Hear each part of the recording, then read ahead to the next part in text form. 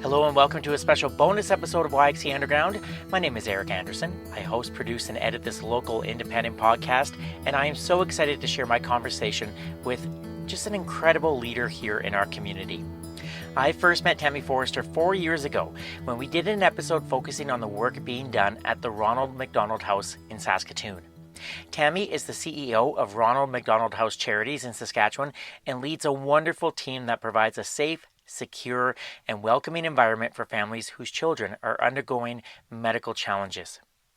I would highly recommend you listen to our Season 3 episode if you would like to learn more about the Ronald McDonald House in Saskatoon, and I'll put a link to that episode in the show notes. The Saskatoon House is filling a gap in the healthcare system, and Tammy is hopeful new Ronald McDonald Houses in Regina and Prince Albert will do the same. For the past few years, Tammy and her team have been fundraising to build these new homes, and she gives listeners an update in this episode. Tammy also shares why having employees and volunteers pulling in the same direction is vital for an organization to achieve success. I met Tammy last week at the Ronald McDonald House, specifically in the home's cozy living room on the main floor, and I started our conversation by asking if life had returned to normal at the house after the COVID-19 pandemic. Yes. I mean, that's a very short answer to that very complex question. But it really does feel normal. You know, we're serving families like we served families before the pandemic. Our food services are all back to sort of what normal would be. We probably have more protocol around, when we hear of something happening at the hospital that might be, an outbreak or something we have to be careful with here.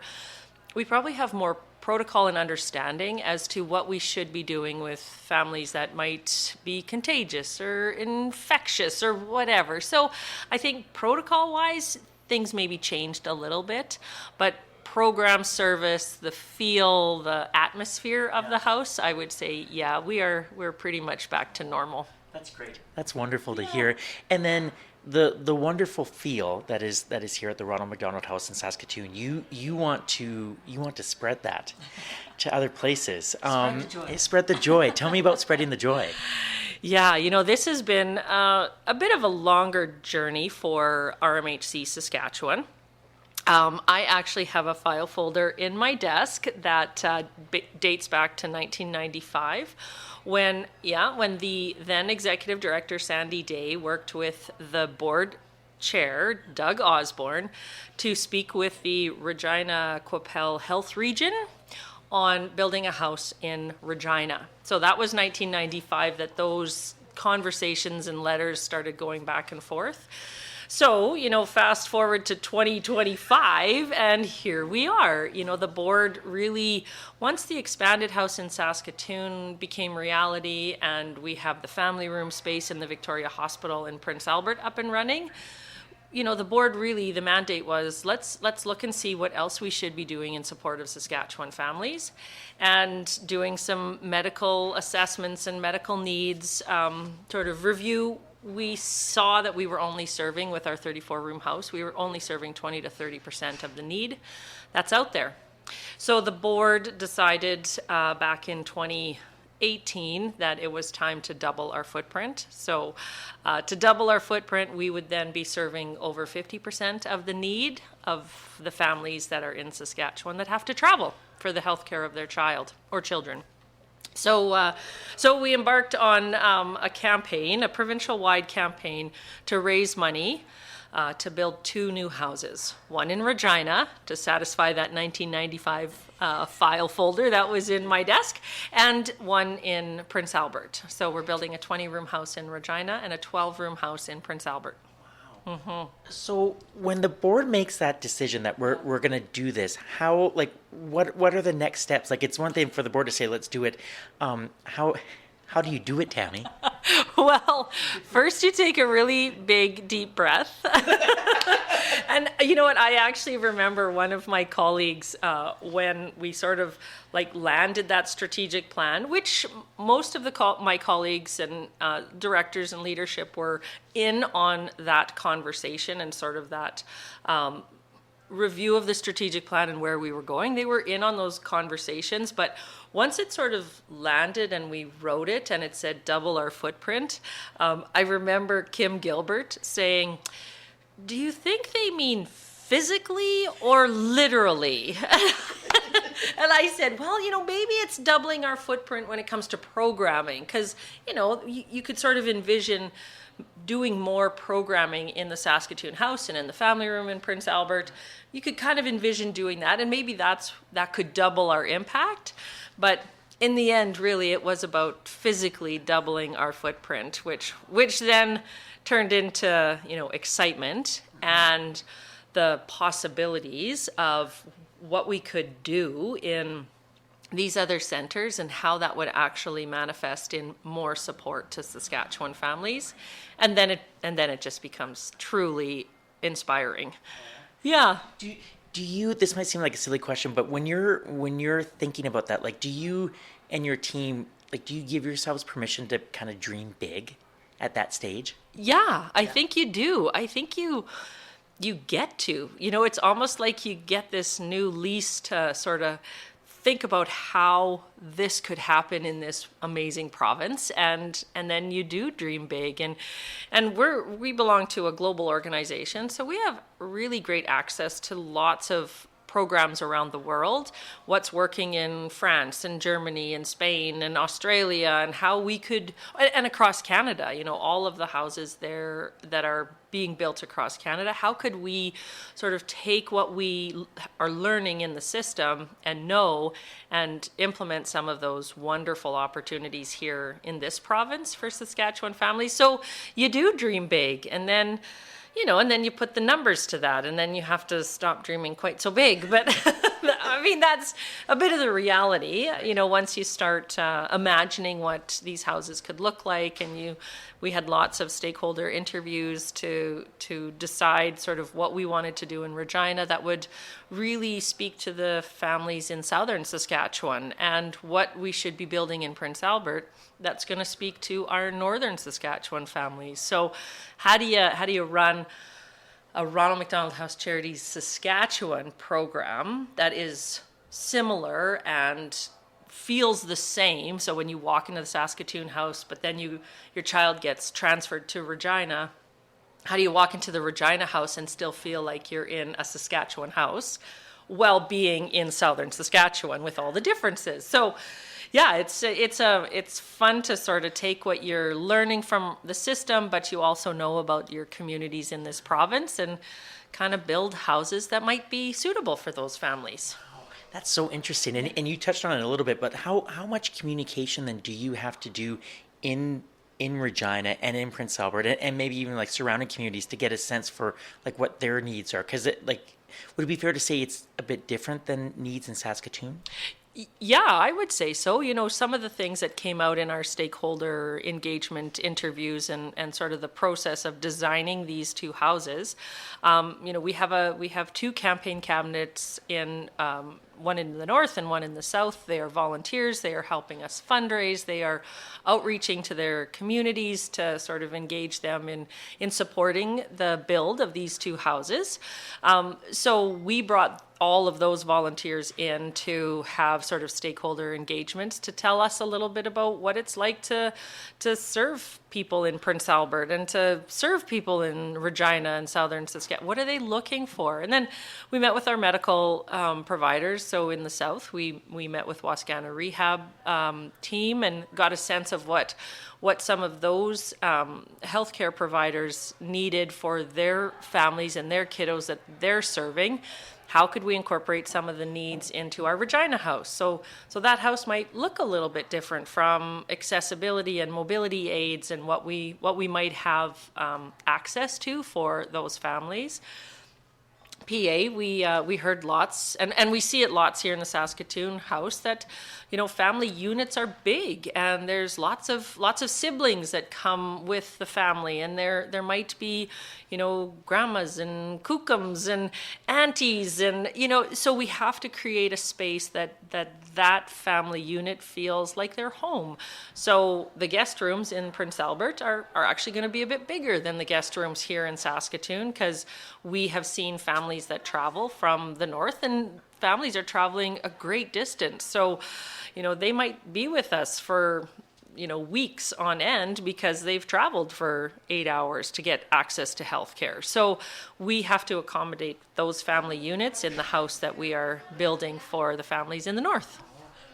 It's so refreshing to hear that, that it's the houses will be unique to where they are, because I think sometimes, you might see other organizations or just say we're going to build this and you're going to have to accommodate to what we are building kind of deal. But you're really you are meeting the needs of of these communities. That's really great. Yeah, I think that when we expanded the Saskatoon House, that same sort of stakeholder engagement with families, with healthcare, with volunteers, even hearing from volunteers what they wanted to make sure the Saskatoon House felt like, from the 13-room house to the 34-room house. We sat with our volunteers and heard them say, you can't lose the coziness, you can't lose the connection to families. So the kitchen and dining room in this house has been created and designed in a way that put volunteers and families in the same space, which then gives families the opportunity to maybe share something with a volunteer or open up or have a dialogue. And that's actually part of the journey for these families, is the connections they make inside this house. So we want to build that in Regina and PA as well. That's awesome. What has the reception been like in Regina to Prince Albert to this news? Well, it's been great. We have a wonderful group of volunteers in both Regina and PA. Certainly lots of families are saying, it's about time that we get something in Regina. So that's great. We're and I agree, it is about time. So families are excited about it.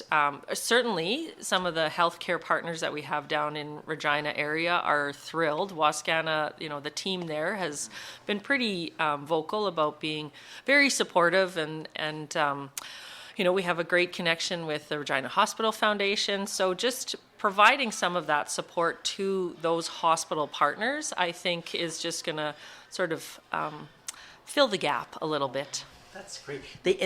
They must be just so thrilled that this is happening, because, like you said, it's going to fill a gap in that community. Yeah, it will, and I think we'll be able to really serve families that, we see it here where families get discharged from the hospital here to the Regina General, but they might live in Weyburn or Estevan or Swift Current, and now you have to find a hotel and you have to eat out, or you have to drive back and forth for 2 hours to get to your kid's bedside. So I think just sort of the whole sense of being that holistic, family-centered care model, and knowing that we are going to blanket the province with that, I think will be well received by lots of families. No kidding. From your perspective, are you you're overseeing all this, but you still have your job here? Is this a lot for you? Yeah. Short answer, yeah. No, you know what though? It's great, because I think the Saskatoon House, I was here with our sort of smaller leadership team right from the expansion, day one of the expansion. So we've kind of morphed into this team here that really sort of understands our local role of operations. So we have great operational staff. We've got great family support staff. We've got great managers in this Saskatoon House that allows us to sort of some of that leadership team to sort of look to our, across the province a little bit. So, We've got a chief operating officer, a director of finance that really has provincial scope over things, myself that has provincial scope. We have HR. Now we've got some strategies around what does hiring provincially look like, and she supports the volunteer program. So our volunteer manager is sort of looking at that provincial scope. So, and we have staff in Prince Albert as well. We've got family room manager there. And so we've got sort of contact in that community. So from my role perspective, I'm doing lots of the sort of fundraising to raise the dollars to build these houses, but the support team that we have built, because we've kind of morphed into, the direction of where we're going with this organization, everyone's kind of pulling their weight in the same direction, which makes, the work that maybe I do or some of our other directors do a lot lighter, because we've got sort of that support team that's here also running and managing the house and running and managing the family room. It takes a village, doesn't it? Oh, completely. Yeah. I mean, you can't do it alone. Yeah. In terms of the fundraising, if people want to donate, and I guess if you want to talk about too, like where you're at in terms of the fundraising efforts, but also how can people help you? Yeah.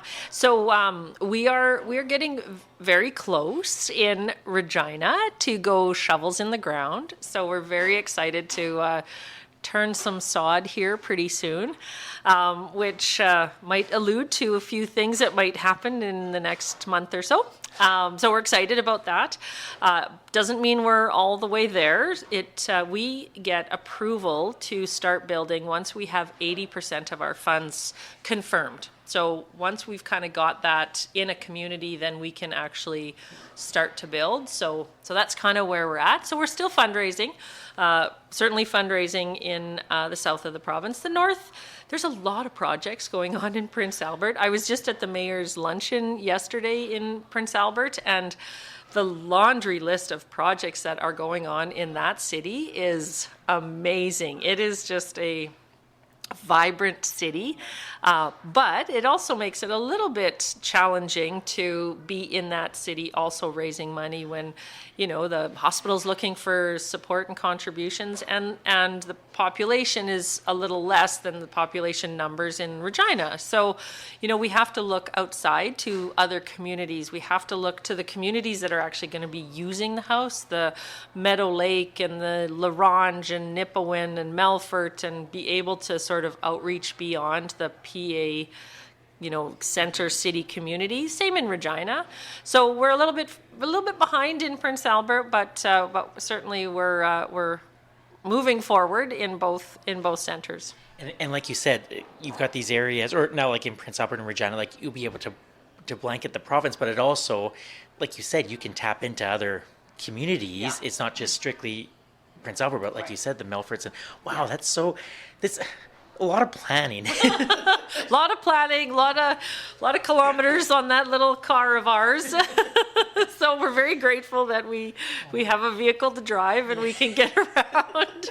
But you have to be kind of strategic in connecting to the people that are also going to connect you to other people, and so I think our volunteer campaign cabinets in Regina and Prince Albert are connected business people. They understand giving back to their community. They're the ones that are, they really get what we're trying to do, and you can't do these campaigns without volunteer teams that really understand the work and the importance of the work. So we've got definitely committed volunteers that are supporting us at every turn. That's awesome. Yeah, that's and so good. We're built on volunteerism. Yeah. Like that's 200 volunteers here in the house in Saskatoon and the family room in Prince Albert right now. So, this is an organization that leans into and leans heavily on volunteer support from all areas. So from, baking cookies to raising millions of dollars. And like you said, when everyone's pulling in the same direction, great things can happen. Yeah. Thank you for your time today. But I'd like to ask you one personal question before I go. I'm such a huge fan of yours, and I think you're an incredible leader, not only within the organization, but I think in Saskatoon as well. And I see you, Tammy, at so many different events and related to nonprofits or philanthropy. I just saw you on Facebook today. You're going to be at a speaking event on February 19th. You do so much and you share so much of yourself and your knowledge. Does that fill your cup? Because that takes a lot of energy, and I'm just wondering where the energy comes from. But it must fill your cup a bit. It does. It's it completely fills my heart and my feeling like I'm just a part of the community. I'm one person that has this fabulous job at this amazing organization, but there's so many other good things that are going on in this community and in this province, and I like to know what's happening. I like to be a part of those things. I like to meet the people that are leaders in other areas that are also doing things that fill their cup and make this place a better place to live and a better place to work. And yeah, I love Saskatchewan. I mean, I think being a part of this province and what we do here is just, that really does fill my cup. Thank you for answering that. I'm very excited that more parts of Saskatchewan will get to know you with these expansion projects. So congratulations on everything. And I'm excited to see potentially shovels in the ground soon. Thank you. Thanks. You're so kind. It's just so easy to visit with you. So thanks, Eric. Thanks, Tammy. Oh.